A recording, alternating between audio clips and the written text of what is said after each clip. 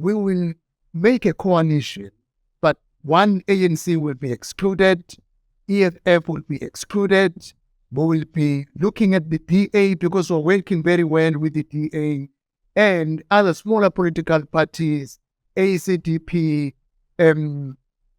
ATM, we have a number of them in KwaZulu-Natal, and of course, there would be independent candidates, as if the decision by the Concord will stand to allow independent candidates, we will bring together the like-minded people. That is why we have started to orientate ourselves to coalition government, establishing closer relationship with leaders of political parties, because as I conclude on this matter, for the success of the coalition, political leaders have to see with a common eye, have to have an understanding and respect of each other. Well, over the past couple of months, there's been a massive rejuvenation of the IFP. Certainly, if the by-elections are anything to go by, there have been 4 votes where by-elections in KwaZulu-Natal. The IFP's share of the vote has risen by 18 percentage points, 39 percentage points, 45 percentage points, and 24 percentage points. It's also taken 2 wards off the ANC. That's in February and March. We're going to find out from the president of the Inkatha Freedom Party what's going on.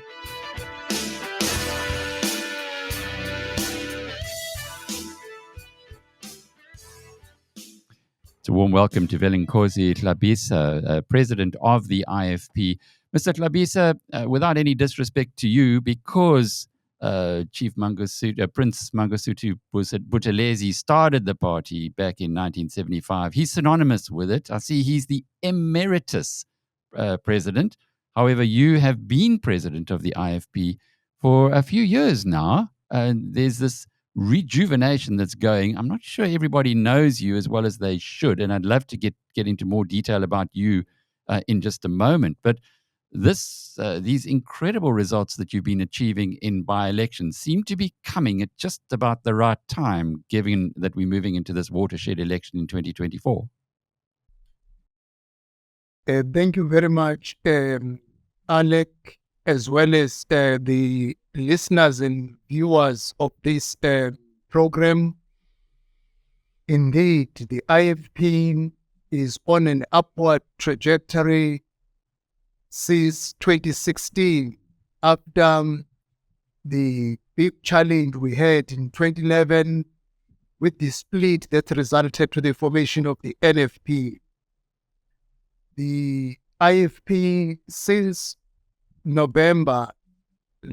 since October last year, we've been taking wards from the ANC, from Mhlathuze, eTamadlangala, Umzwabantu in the South Coast, in eThekwini, Ward 99, Mtubatuba, Ward 9 and Ward 4, and of late, as you refer, Msundozi in Pietermaritzburg.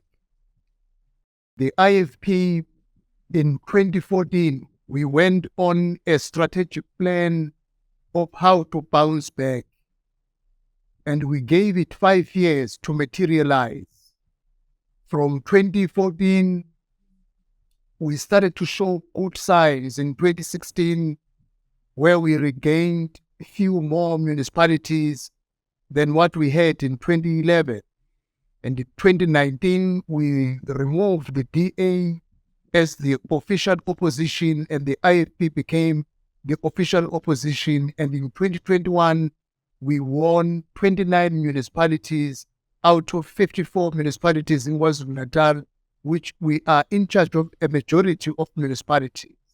Since 2021, we are winning by-elections. Where we are not winning, but our support increased considerably to the surprise of the ANC. And we are on a good drive to 2024 because we want to remove the government of the ANC that has failed in KwaZulu-Natal, and nationally, our percentage is going to increase so that we add a considerable number that will ensure that the ANC falls below 50% so that a coalition government can take over and rebuild from the pieces which has been brought to our country by the ruling party.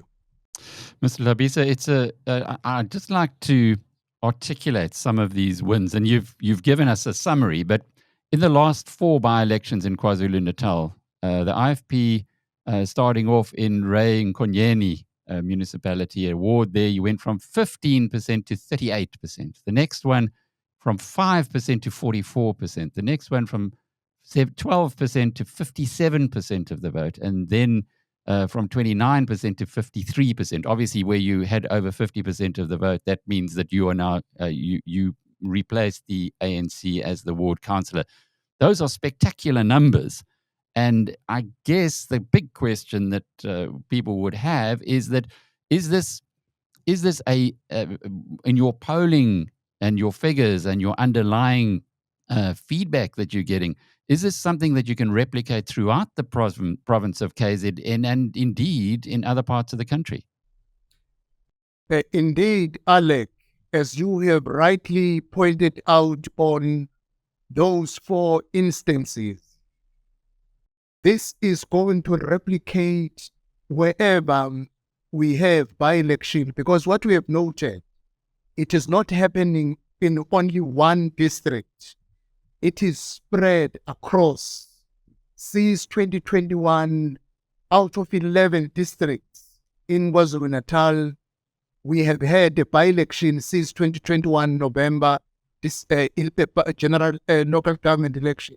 In every by-election is either we win against the ANC or we increase our support considerably throughout KwaZulu-Natal. So the message is clear. Wherever you go in KwaZulu-Natal, people of KwaZulu-Natal choose the IFP. Why? They know the IFP. IFP governed KwaZulu-Natal for 10 years, from 1994 to 2004. The IFP had ruled a bigger part of KwaZulu-Natal during the erstwhile KwaZulu government that was led by Prince Mangosuthu Buthelezi, who is now President Emeritus of the IFP. They know we stand for truth, we are honest, we are leaders of integrity, we are leaders who demonstrate servant leadership.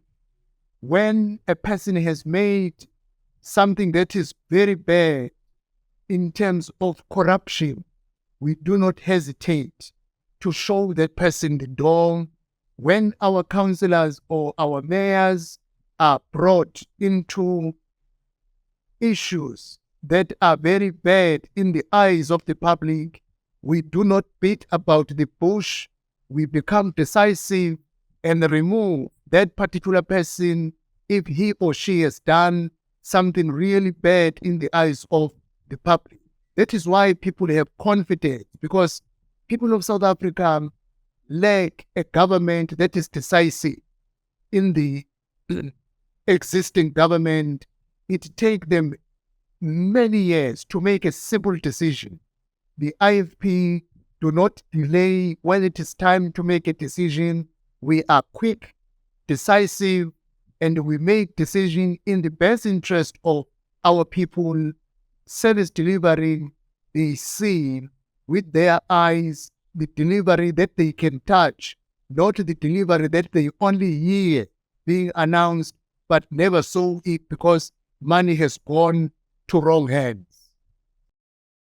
How are you seeing the likely outcome in 2024, and particularly the IFP's share of the vote? You've already been given some very strong indications of the momentum that is building, and clearly, given that you've been the president of the party for a while now, you would be intimately in touch with all of this. But what are your polls, or indeed your plans, telling us?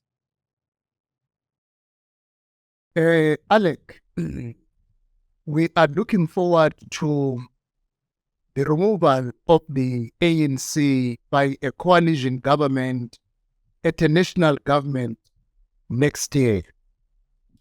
in 2021, we were not prepared for coalition government. We only found ourselves in coalition government when the results were announced. That is why you see some coalition government not being stable, especially in Gauteng. Fortunately, the IFP is up to now experiencing stability, except one or two municipalities where we have coalition. We are preparing for a coalition next year. Last year in November, I was part of a delegation of 8 political parties in South Africa that went to Denmark. Denmark has almost 100 years experience of coalition.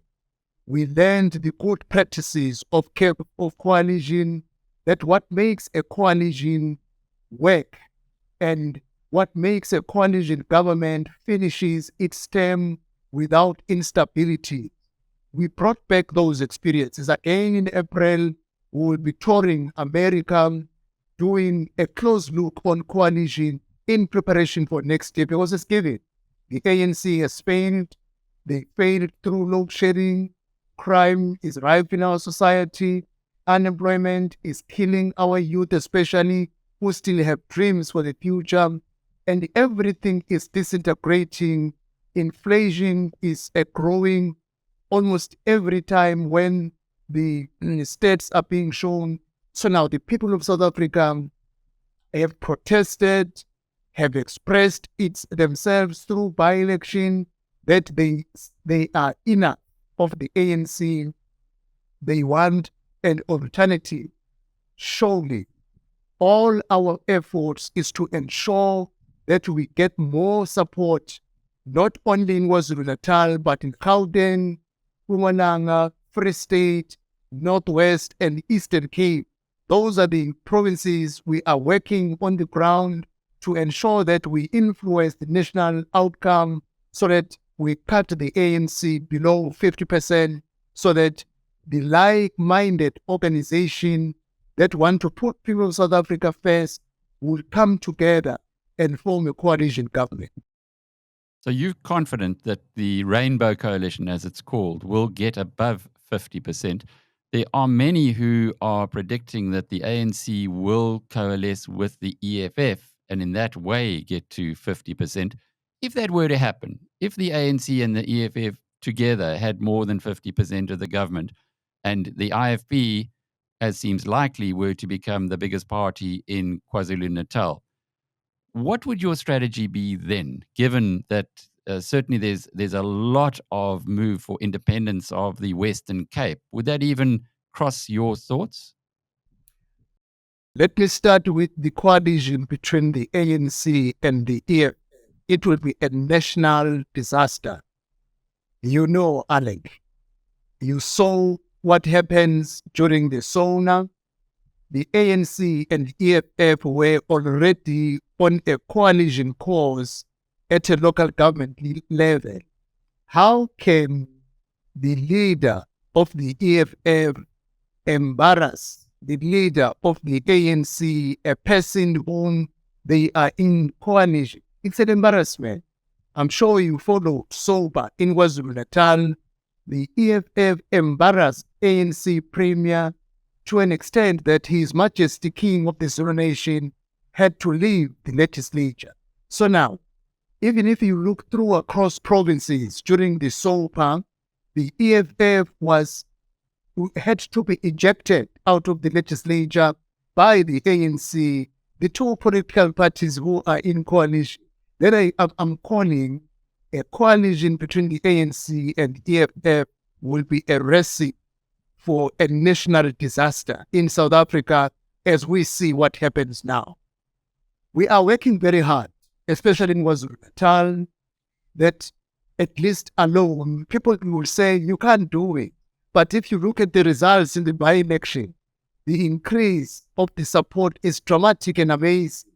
And we are working flat out to mobilize all people of KwaZulu-Natal to go to the voting station and use the power in their hand to cast their vote to remove a government that has failed and give the IFP the opportunity to continue where it ended, I am confident we will command a bigger majority in terms of the voters. If we don't get 50 plus 1%, we will make a coalition, but one ANC will be excluded, EFF will be excluded, we will be looking at the DA because we're working very well with the DA, and other smaller political parties, ACDP,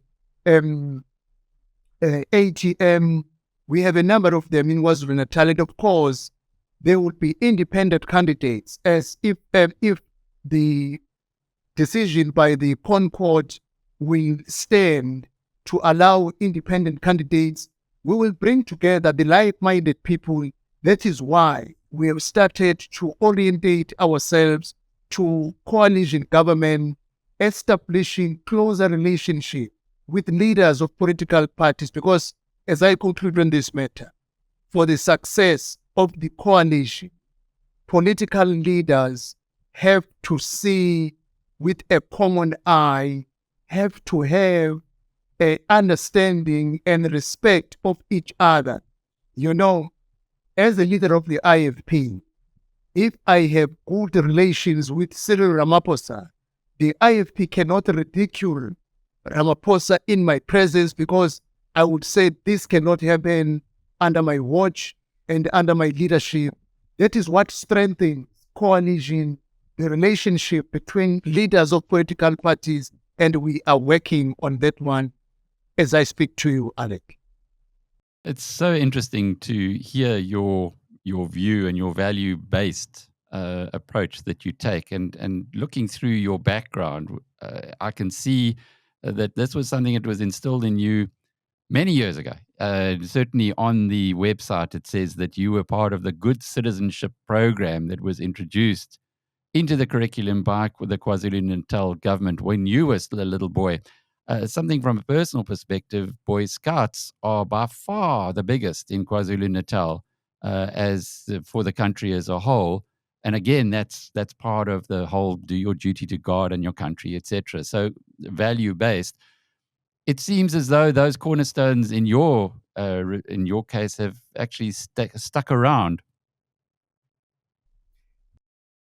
Definitely, Alec, the IFP as an organization and myself as a person, I believe in going for what is the best for our people, the province, and the country.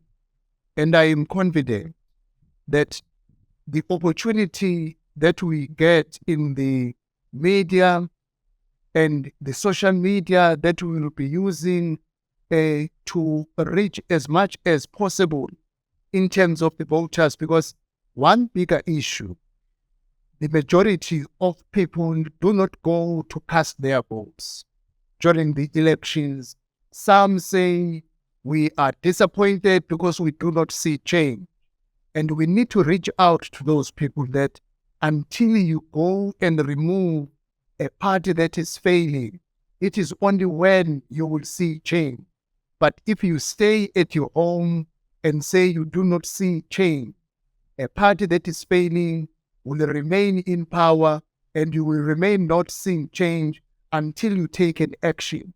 We will focus more on the youth that will be eligible to vote in May 2024, because the majority of our youth is discouraged because they say we are unemployed. There is no job opportunities in our country. So why should we participate in the voting system? We want to reach out to them and say, it is for that reason. If you want a government that will deliver jobs, the government that will make your dreams realized during your lifetime, stand up and be counted to remove a failed government, give the opportunity to the IFP, because we have demonstrated we are a third largest political party in terms of governing, because we govern 29 municipalities. We have experience of governance, and we have demonstrated even in the past that when we have a sufficient budget at our disposal, we are able to create jobs, we are able to advance our youth, we are able to focus to disadvantaged and vulnerable groups, that is women and disabled people. We are tough on crime. We demonstrated it in the erstwhile KwaZulu government. The ZP, the Zulu police were known because the IFP believes if you want to deal with crime, do not smile on crime, but be tough on criminals. Do not allow cases to go on for years until witnesses are killed or the case eventually people lost interest on it. Cases must be resolved within a shortest possible time and give tough and harsh sentence to rapists, to killers, so that you send a message that killers and rapists do not have a space in our society. What are you aiming at as a percentage of the vote in 2024? The IFP, firstly, in KwaZulu-Natal, we want to remove the ANC. Anything below 50% will not be what we are targeting. But we will accept whatever the voters will say. And if we fall below 50 plus 1%, we will look at the possibility of coalition. At national level, the IFP is working hard in KwaZulu-Natal, Gauteng, Mpumalanga, Northwest, Free State, and Eastern Cape. We want to add a considerable number by increasing our MPs at a national level in order to ensure that we bring the ANC below 50%. In Gauteng, we want to increase our representative in the Gauteng provincial legislature and bring the ANC, which is sitting at 51% as we speak. We want to bring it down below 50% so that the coalition government can take over. And the IFP must be part of the coalition government in Gauteng and in KwaZulu-Natal. It must lead the government, and nationally we must be part of the coalition government unless a national disaster happens if the ANC and EFF decide to come together. So how are you practically getting that message through to those who've given up, who the 50% of people who don't bother to vote? How are you on the ground getting them, encouraging them to come to the polls in 2024? Our first strategy was to bounce back in KwaZulu-Natal. We are convinced we have achieved that strategy. We wanted to consolidate our base and then start to spread our wings. On the 5th, 6th, and 7th of March 2023, we had our strategic planning workshop where we were drawing the roadmap to 2024. We have deployed our ground soldiers to the provinces that I indicated. There are provinces that we are not going to concentrate much because we only have 14 months to go prior to the election. We will concentrate on them after 2024. So now the manpower is already on the ground to ensure that we spread our message to the provinces I indicated, and our target is youth, women, and the people who are not participating in the elections, because those who participate, they know the power in their hand and they are effectively using it, as we see in the by-elections, and we are reaching out, and we are going to be making platforms that will be non-political, where we will be inviting people on listening campaigns so that we understand what causes them to take a back seat. As I am talking to you, over the weekend, 24 on Friday and 25 Saturday of this month, we will be in Ilembe district with all members of the provincial legislature. We will be talking to people so that we understand the real issues that affect them and cause them to be disgruntled and no longer have interest in participating, so that we reassure them that it is not all lost. You do have a political party that is willing to listen, which is the IFP, that is reaching out to you, not wait until the eve of the elections. We're going to be using the social media to get in contact with the youth, because they spend most of their time in the social media, and they will be using a variety of methods to ensure that we are able to reach the maximum number of people who are not participating in the election processes. Mr. Velenkosini Hlabisa is the president of the Inkatha Freedom Party, the IFP. He's a veteran of the organization, having started at the age of 13 when he joined it. He has served in the provincial legislature. He has also been the mayor of the Big Five Hlabisa municipality, your family home. It's got the same name that you have, so I guess the community around there know you very well. But just one last question. In the July 2021 riots in your area, which is kind of in that triangle near the Tlhului Mfolozi Game Reserve, triangle of Ulundi, Nongoma, and Matubatuba, in that area, did you have much unrest? And secondly, the EFF has called for a nationwide, to shut the nation down on the 20th. What is likely to happen in KwaZulu-Natal on that day? Yes, Alec, indeed. In my hometown, Hlabisa town, the shopping center was looted and was set on fire. And our people had to go through a difficult time. It happened at Nongoma. Fortunately, before the looters did the same at Ntubatuba and Shushuwe and Ulundi, the residents took it upon themselves to protect their towns. It was a very unfortunate scene that we saw during our lifetime in South Africa. And when it comes to the call by the EFF on 20 March for a national shutdown, it's unfortunate.